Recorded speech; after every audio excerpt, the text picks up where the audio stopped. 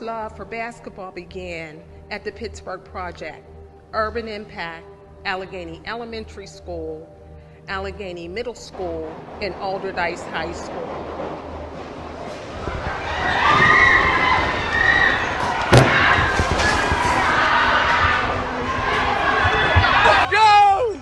Let's go! Let's go! Yeah!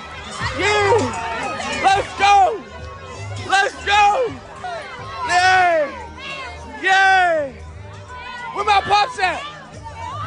Where my pops at? Yeah! Yeah! Hey, tell him, Jit! Tell him, Jit! Late on October 15, 2022, a devastating tragedy unfolded at a gas station in Pittsburgh. Around 3 p.m., police rushed to the Sunoco on Cedar Avenue after reports of a drive-by shooting.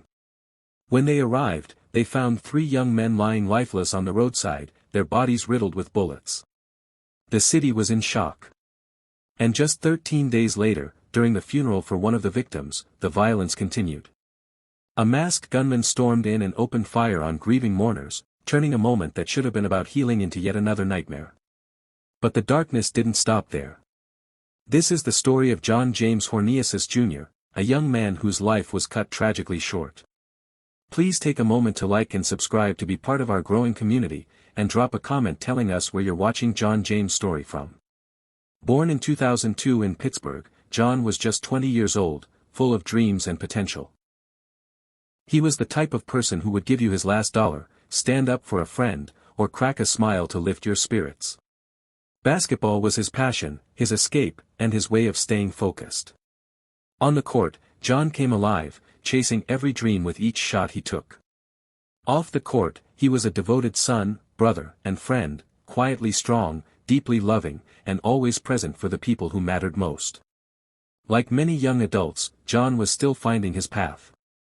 He faced his share of challenges, but he pushed forward with grit and determination, hoping to build a better future for himself and his loved ones. His laughter was contagious, his heart was big, and his ambitions were growing. But all of that came crashing down on that October day.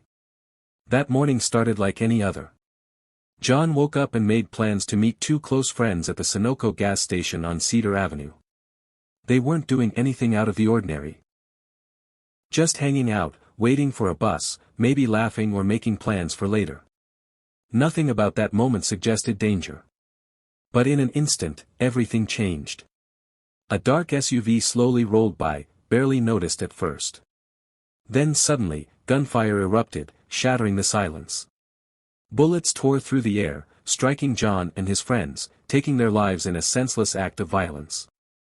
Without warning, the quiet street became a war zone. And chillingly, surveillance cameras captured the heartbreaking moment. John James Horneasus Jr. and his 2 friends were standing at the Sunoco gas station when everything exploded into chaos. Suddenly, they pulled out guns and opened fire on a passing SUV. Bullets ripped through the vehicle as the trio unleashed a storm of shots, but they had no idea what was about to happen next.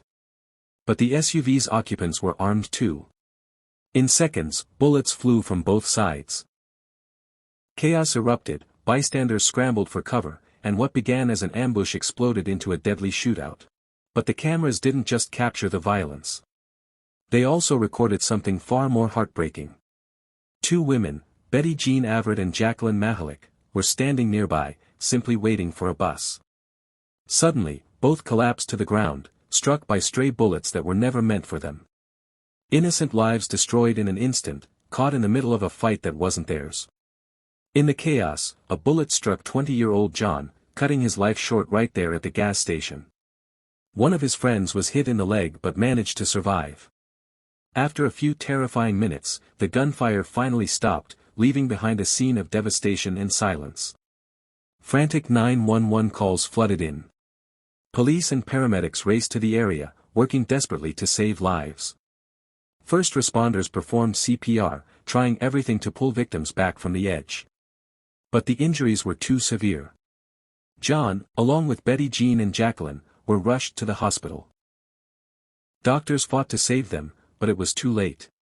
All 3 were pronounced dead, gone within minutes because of a senseless crossfire.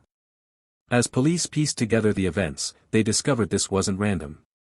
It was the result of a feud that had escalated, boiling over into deadly violence between the young men at the bus stop and the people inside the SUV.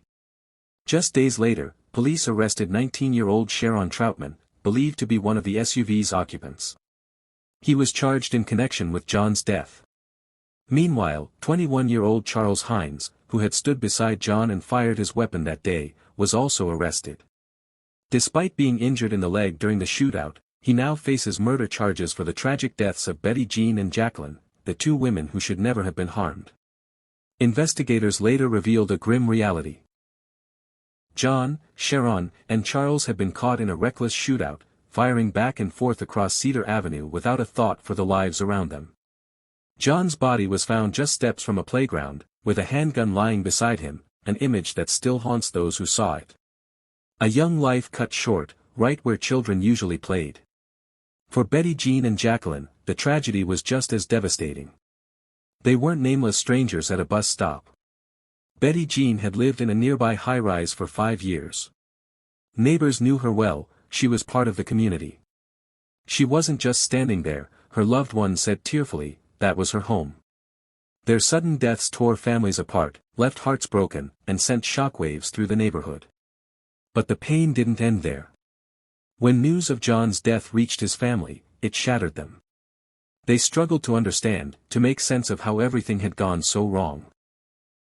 To the world, John became another headline, another name in a police report. But to his family, he was so much more. He was a son, a brother, a friend. John was a young man with a big heart. He dreamed of building a better life, even while facing challenges. He loved basketball, laughed loudly, and carried a quiet strength that inspired those around him. Losing him left a hole that could never be filled. Despite their grief, John's family wanted to say goodbye in the best way they could. They planned his funeral with love, choosing flowers, writing his obituary, and inviting everyone who knew him. On October 28, 2022, more than 100 people came together at the Destiny of Faith Church on Pittsburgh's Brighton Road. Some came to mourn, others to honor a life taken too soon. The sanctuary was heavy with sorrow, with prayers whispered and tears flowing. But then, the unthinkable happened again. As the service went on, gunfire erupted. Bullets tore through the quiet church, sending people screaming, scrambling for safety. When it was over, 5 mourners were wounded. First responders rushed to the church, working desperately to save lives. Paramedics treated the wounded and raced them to nearby hospitals. Thankfully, all 5 people survived, but the trauma of that day, the fear, the pain, and the memories, would stay with them forever. And then came the most shocking twist of all. As police dug deeper into the case, surveillance cameras became their biggest weapon. The footage revealed a black car lurking near the church before and after the shooting. Detectives quickly realized it was the getaway vehicle. Later that same day, officers discovered the car abandoned in Brighton Heights, not far from the church. Piece by piece, using more camera footage, investigators tracked the suspect's movements block by block. The trail led them straight to a neighborhood in McKees Rocks. There, police cornered 2 teens, Shawn Davis and Hezekiah Nixon. The pair tried to escape, but their plan collapsed on the McKees Rocks Bridge, where traffic left them trapped. With nowhere to run, they jumped out of the car. In the chaos, one suspect dropped a handgun on the road. The other tried to cover his tracks by hurling his weapon into the Ohio River. But it was too late, the police were already closing in. Both Shawn and Hezekiah were arrested on the spot. The teens now faced serious charges, including attempted homicide, aggravated assault, reckless endangerment, and firearms violations. Not long after, divers recovered a gun from the river. It was the same weapon Nixon had thrown, a stolen firearm with a bullet still sitting in the chamber. With this evidence in hand, investigators tied the weapon directly to the crime. And as the case unfolded, a heartbreaking truth surfaced: John's family had long feared this kind of violence might one day find him. In the days leading up to John's funeral, his family lived in fear. Whispers spread through the neighborhood, rumors of retaliation connected to his death in the Cedar Avenue shooting.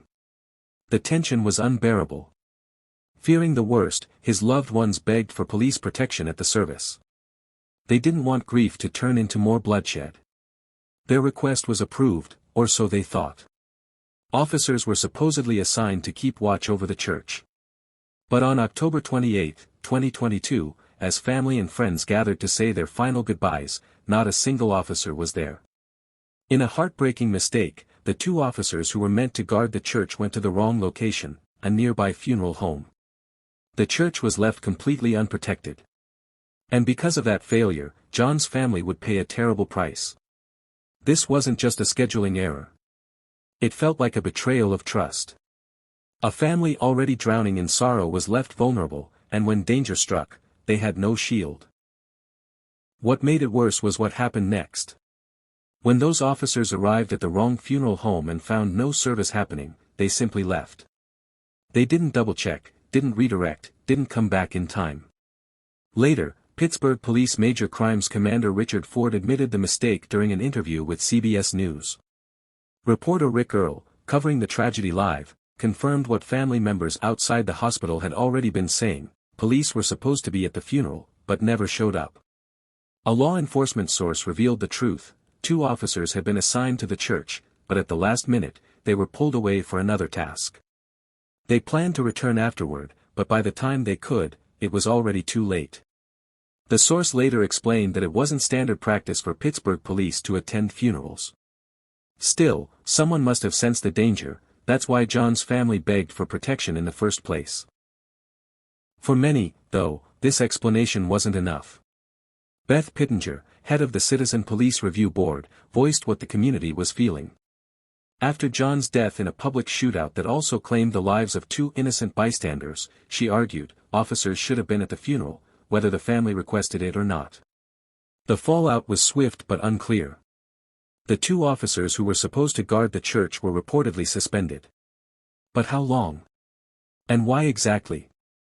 No one knows. Questions remain about whether their supervisors will face consequences, or if this tragic mistake will ever lead to real change in the department. For John's family, those unanswered questions only made their grief heavier. In the days after the funeral, rumors began to spread. Some whispered that John had been caught up with the wrong people or dangerous situations. But his loved ones fiercely pushed back. To them, John wasn't the troubled figure shown in headlines or surveillance clips. He was a young man with a huge heart, loyal to his family, and always chasing peace in a world that didn't make it easy. What should have been a sacred moment to say goodbye turned into a second crime scene. A place of mourning shattered by more trauma. And yet, through the pain, John's family holds on to his memory. They remember a 20-year-old who lived for basketball, who defended his friends, and who faced life's struggles with courage. The tragic loss of John James Horneasus Jr. is a stark reminder of how quickly disputes can spiral into deadly violence, and why change is desperately needed to stop more lives from being cut short. Like and subscribe to bring more stories that deserve to be heard to your screen. Until next time.